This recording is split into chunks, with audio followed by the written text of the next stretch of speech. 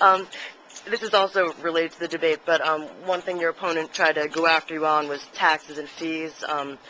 In your earlier campaigns, you said that you would not raise taxes or would try to avoid. Obviously, that hasn't happened. Taxes have gone up. So, well, we, for example, raised personal income tax when I first got into office. We desperately had to pay our firefighters, police officers, teachers, and when the economy got good, got better, we took away that increase.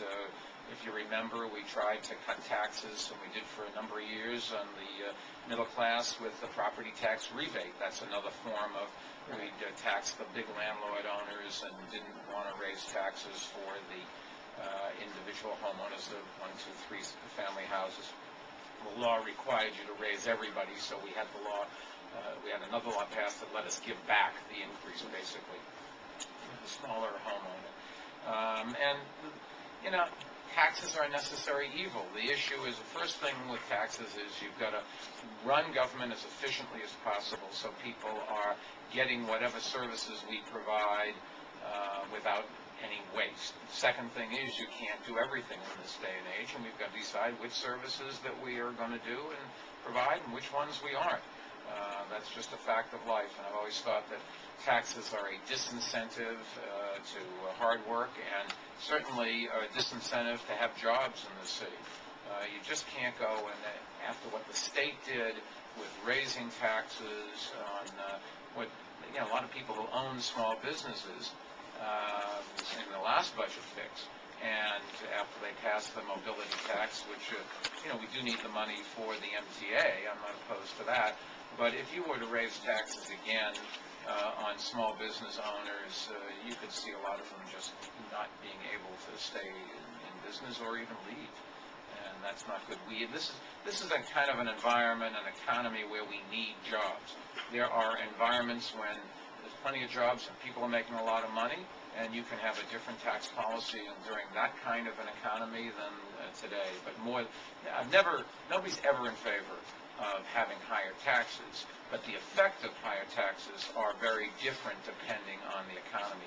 And today I think it would be very detrimental to jobs, which is what we really need. But if there's sometimes a necessary evil, is it dangerous to promise people that you won't raise them or impose them? No, I've said repeatedly, I don't think you can ever say read my lips, which is a mistake that George H.W. Bush made. I think you can say you don't tend to, and I think I can tell you that it's my expectation that we will get through this next year without a tax increase. We're going to have to tighten our belts. That's the way we're going to do this. The economy is not as bad as we had projected, so that will give us some relief as well. We fortunately had saved some extra money. Most of the savings we used in the current year, but there is some ways we can use some savings for the future. But it certainly assumes that the economy does improve, as it seems to be, and it assumes that there's no big unfunded mandate forced on us by the courts or Washington or Albany.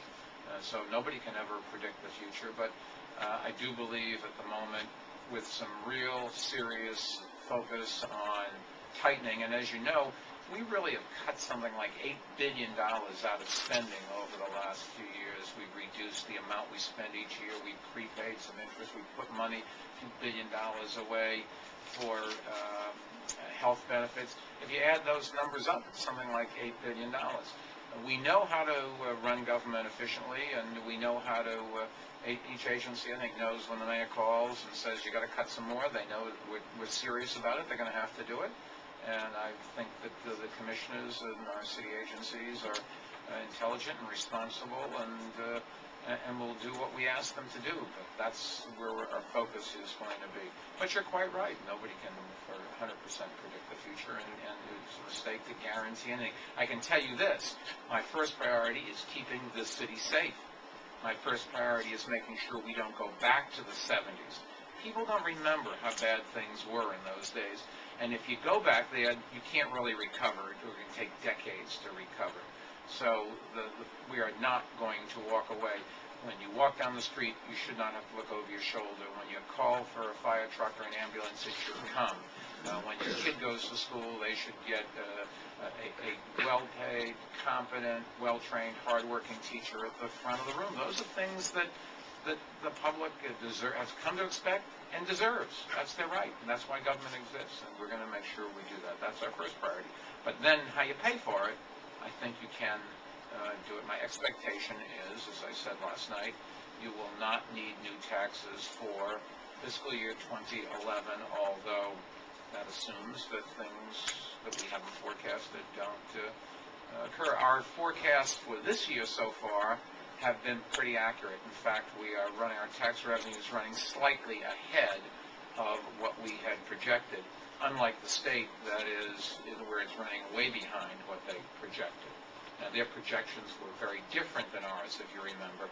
They predicted an increase in a lot of things that we predicted a decrease in, and I think we probably got criticized for being too pessimistic. It turns out that we were accurate. We were too pessimistic on job losses, but accurate on tax revenues. This is a good day for New York City. You want to volunteer, Blue Fighters, NYC service, 311 or nyc.gov.